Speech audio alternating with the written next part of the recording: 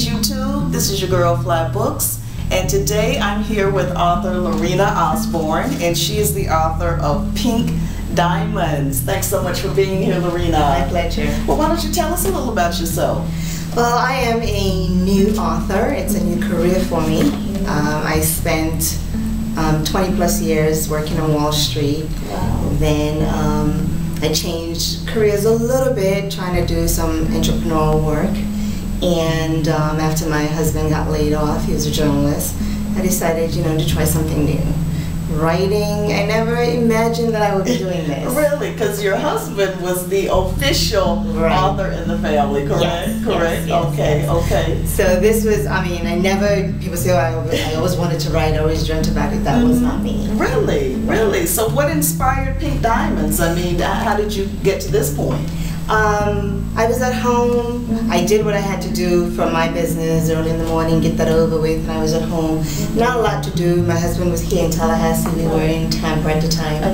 And I started to write short stories, just trying to occupy myself and trying to see if I could be funny on paper. And I read it to a girlfriend of mine, and she thought it was funny, and she laughed. She's one of those interactive people. When you talk to her, she's very reactive. And then she says, okay, I read 2 stories to her, and the third one she says, okay, don't cut it short. Just let the story go where it's going. Yes. And Pink Diamonds came out of that. Wow. So how did you decide on the characters? The story, of course, is a love story about JC and Roger and how they meet and how the relationship transpires despite the secrets that they have held all these years. So how did that idea come about? Did you take something from your own life? Or? Well, I think people who know me will say, little pieces, or they will see people that they know, but it's no one person. When I began the book, I didn't even have a name for my character. I wanted JC to have an initial type name, because when I was having my daughter and I wanted to do an initial for her name, they wouldn't let me. Really? I said, oh, heck, I'm going to do this. Yeah, they would let me. So I said, okay, I wanted that.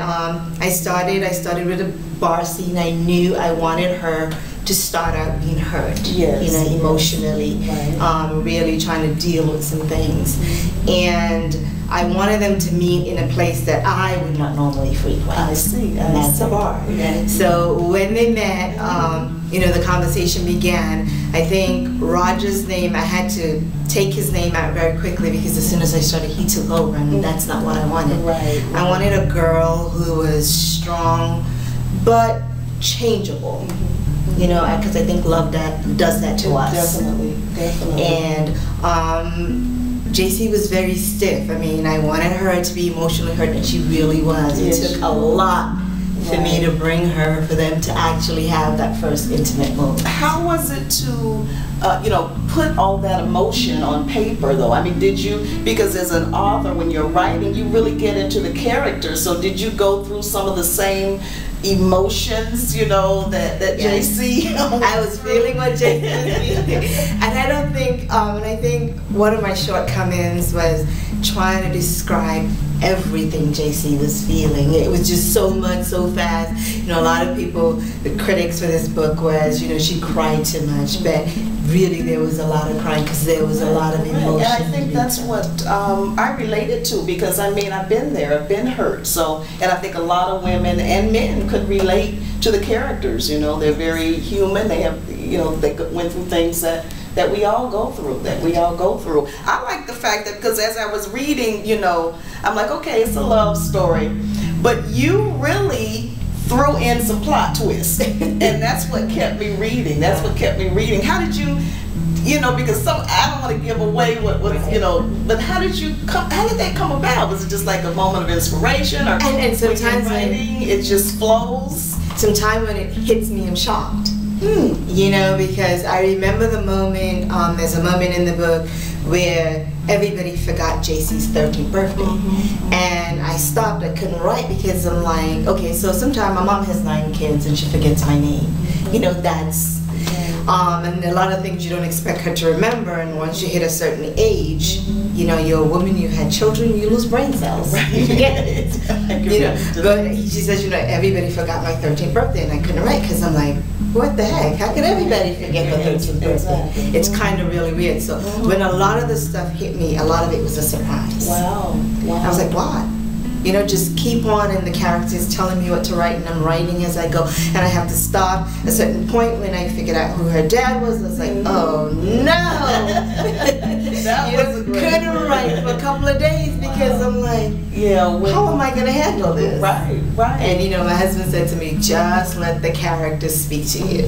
You know, because it's my first time really writing a story of this capacity. Exactly. So it was as if I was stuck. How do I go on? And I'm one of those people who love control. I like to know what's happening next. Right. And so when I get to a point and I don't know what's going to happen, I'm shaky. But I think that's what's the great thing about being an author, though, because you do lose control, and you look up and you're like, wow, you know, like you said, where did that come from? Where did that come from? Yes, you know? That's what I say a lot. Where did that come from? That's weird. What advice would you give to other authors when they get, because a lot of authors, I'm sure, do get to that point where they're just kind of stuck. What would be your recommendations on how to move past that? I think, you know, let the characters speak to you. There may be, and I'm one of those people who I don't like to go to the dark side of things. But when that dark side comes, put it on paper. Right. Just let it flow the way it's flowing, because the character is almost real. And it will tell you its story as you go along. And even if you have to get to the little boring pieces to get you where you need to go, sometimes that's what you have to do. Nothing was boring in this book, though. I can tell you that was boring in this book.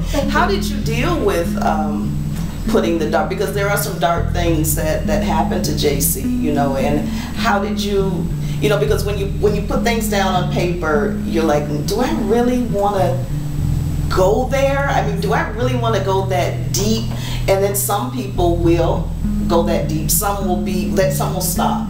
What's your take on it? You think if it takes you there, you just go and you just say, okay, say a prayer and let it go? And I would say that because, and I'm still dealing with it. As I write, sometimes I'm like, I don't want you to say that. I don't want you to say that. And when I do that, when I try to edit my characters while I'm writing, while I'm in my rough draft spot, I tend not to take them where they genuinely want to go, and that becomes an issue further down the road. So what I try to do is just let it go. There's always the editing, and you can take some things out in the editing, and you're going to learn things that you didn't know that you know. You're like, you know, where did that come from? I've never heard of that. And sometimes when you know, you listen to other people's stories, so it's like, oh my gosh, that's in my book. I didn't know I knew that. Right. You know, but maybe it's real. Right, because it is. Because the things that they go through are things that everyone somewhere has gone through. Yes. And so that's the whole thing about this book, is that the characters, they're just so relatable, so relatable. Now I know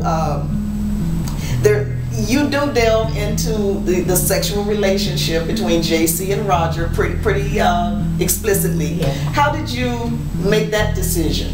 And I think it was, I read romance. I've been doing that since I was, you know, 10, 11 years old, reading, whether it was just Harlequin romance, and you get to the point and the emotions start and the book ends. And I wanted to get beyond, you know, boy meets girl, they get married and is happily ever after, because we know that's not how it is. I really wanted to get into the process. You know, you get married, you fall in love, but we don't tell each other everything. Exactly. You know, we bring our baggage and he brings his, because we always assume the person coming to you is coming really clean. Financially, emotionally, everything else, nonsense. Right. So I wanted to get into the process, and a part of it, I think, a part of relationship is the sexual part of the relationship.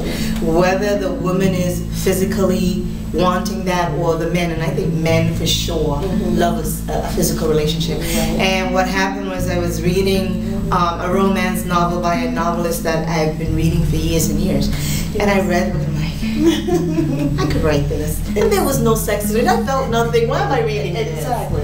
And I mean, I had to make, I became very explicit because I was writing what I was feeling. And sometimes, you know, I'm not getting everything, and I'm not getting it right. But right before I published the book, and I had a couple of readers, and I said, okay, should I go back and should I really tone it down? And my girlfriend said, no, don't turn it down, leave it alone. My husband said when he was reading it, he says, no, don't tone it down. It's if people either like it or they don't. So it was a hard decision. And the day the book came out, I didn't write for a year because I just sat there. I'm like, now everybody's gonna think they know me. Right. Everybody's gonna think this is my sex life. Exactly. You know, which is it? But I think it was important, like you said, to show that part of JC, because based on what she did go through when she was younger, to me it just showed that she was still able to give herself, you know, despite whatever she went through, despite whatever trauma. And it is a natural part of life. So, and I think it was done very tastefully. I mean, I hope so. I hope so, because you know, sometimes we are growing up and nobody tells us anything. That's right. You know what I mean? I remember having my son, and when I had my son, it's like I had no idea. Right. You know, and it would have been nice if some people say something. Exactly. And maybe I should have asked, but I didn't. You don't know what to ask. You don't know what to ask. Exactly. And so I think just to be saying to someone who may be wondering, you're in a relationship, I mean, you're not comfortable maybe doing some sexual acts, and it says, okay, these other people doing this. And maybe sometimes just talking about it, communicating that it's okay. Definitely. If you're comfortable, if he's comfortable, you know, and you may not be comfortable the first time, but it's a relationship, it's an intimacy. Exactly, and that's the whole thing, is she allowed Roger to come that close to her, you know, to really be, and that's the whole thing with love and relationship, is whether you're going to allow someone to really come into your space that intimately or not, you know, and the things that they have to go through. So do you plan on writing more? Oh, yes. What's coming up for you? Well, my second book came out the end of last year, Choose Me. Okay. That's also romance. Right. And it's a bigger book. It's a thicker book. I see. It's a bigger story. It began at the very beginning of my main character's life, being not needed by either of her parents, not wanted by either of her parents, and her grandmother seeing her name is Justina, her grandmother seeing her and recognizing her as, because she favored her grandmother. I see. And her grandmother decided, you know, I'm going to take this child to come and live with me. She lived in the Caribbean, and her grandmother brought her to New York City, Harlem, to live with her. Right. And just Justina's life, how people in her life influence her, and she made a decision. I mean, should I wait for love, or should I marry the first guy who asked me? And Justina's a smart girl. She became a doctor, but you can see in the book some of the mistakes that she's made, and they're not huge mistakes. She married a guy so he could get his green card, despite the fact that she didn't do it for money. She didn't do it for love, but she did it as one human being to another, helping someone out, and it became a real relationship and a real marriage. That sounds right. But then what happens when you know that person has baggage, that person had a relationship back home that he never ended. What happens when he goes back home? Does it pick up where he started, or can he respect the fact that he has a wife and children? Wow. And then when Justina runs into someone who she loved from before, what do you do? What do you do? What do you do? When is that book out, or is it already out? That one's already out. Really? Yes. Really? Choose Me came out. Doing well. I think everybody who has read Big Diamonds has read Choose Me. Choose Me. So you've gotten good feedback on both books? On both books. Where could we find the book? Both books are on Amazon. At Amazon? Yes, and Barnes & Nobles. They are both on Kindle. Okay. Or ebooks. And hopefully by the end of June, I will have my third book out. Wow. Take Me As I Am. So for someone that just had no inkling to become an author. It's a weird skill for me. And the good thing I think about what's going on with me is that I wrote 8 books before I published the first one. Wow. Yes. So the pressure wasn't there.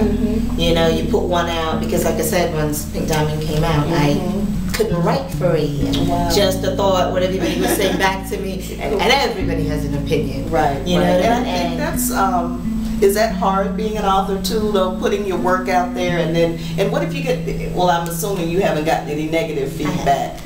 Well, negative and positive feedback. How do you deal with that as an author, because you really are, when you write a book, you're putting yourself out there, just like you said, people are going to assume that what's in the book is really what's going on in your life. Right. How do you deal with that, or how would you tell to deal with that. I think once you become, because I'm a very private person, I'm very open, but I'm a very private person, compared to my husband, who's a journalist and who puts everything out there. Right. So when the book came out, it really scared me because for me now, I've left myself open. Everyone is entitled to have an opinion about me simply because I've made myself into a public person. And I think how I've dealt with that is I've gotten positive feedback at first. Some people, you know, didn't like the explicit sex, but you had people who were older, even in their 70s, who would say, I really enjoy that. Exactly. And that shocked me. So when the good shocked me, you know, because you have a certain expectation.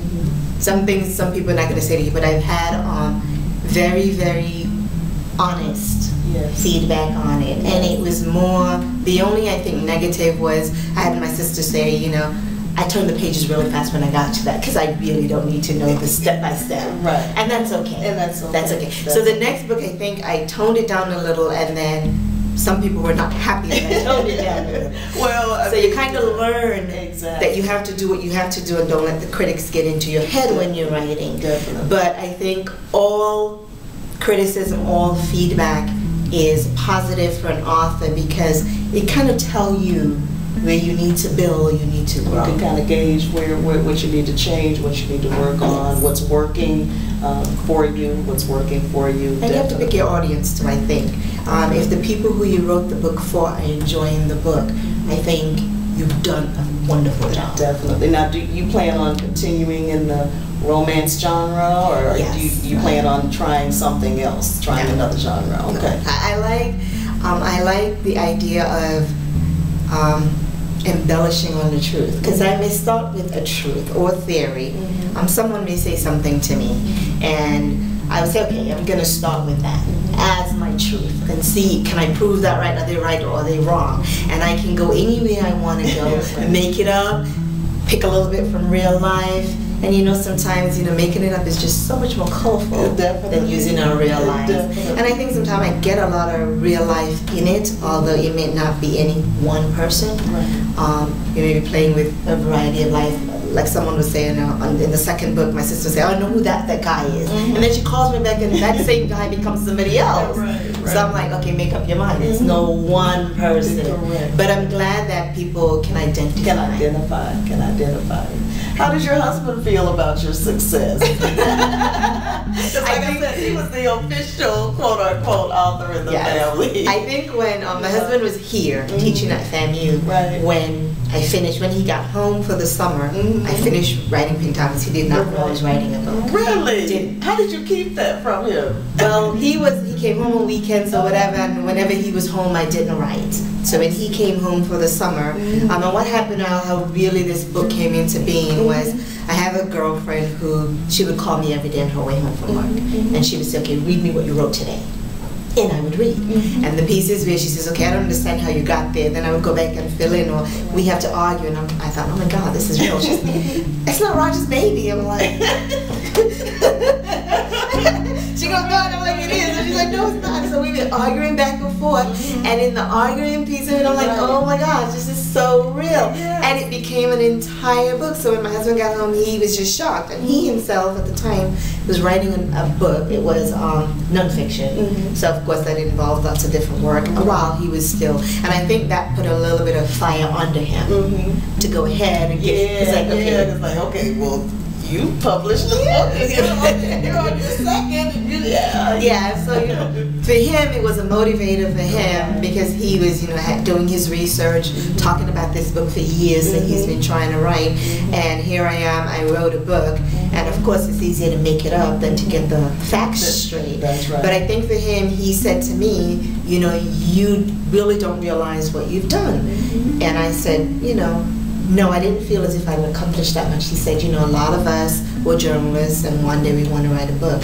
We start but we never finish. He says, finish the book. And he was saying what a, you know, how tremendous that was, and I really didn't get it. You know, but then when you're writing a book and you're stuck, and for days and days and weeks and months you're stuck, you kind of know, how the heck did I get through that first one so quickly? So you kind of know it was beyond me, that maybe really this is something I should be doing. Exactly. So I'm accepting it as a skill, I'm accepting it as a gift, and I'm hoping that I can continue. I really like doing this. This is the first time I'm loving what I'm doing. Well, that's a great part of anything, is loving what you're doing, you know, and making a career out of it and getting paid for it, definitely. So you said now Choose Me's already out. Yes. And we got Pink Diamonds. Yes. And you said, what was the third book? The third book. Take Me As I Am. Take Me As I Am. Yes. Okay, yes. okay. So I'm looking forward to that. Definitely, definitely. Do you have any events that are coming up where, you know, if someone wanted to come here locally in Tallahassee and see you? Or? In Tallahassee, I think I have an event coming up probably in June. I will be in Atlanta in Memorial Day weekend. Okay. And that's all. And it's not a event. We're going up for the Caribbean Carnival. And usually I run into people there and be able to sell a few books. Exactly. So that's a good thing. Okay, definitely. But I try to be out there for the other Tallahassee Author Network authors. Right. So whenever there's an event, then I can possibly go on there. Thank you so much for joining me today. I really appreciate you coming. I appreciate it too. Thank you. And thank you so much for joining us today. And peace.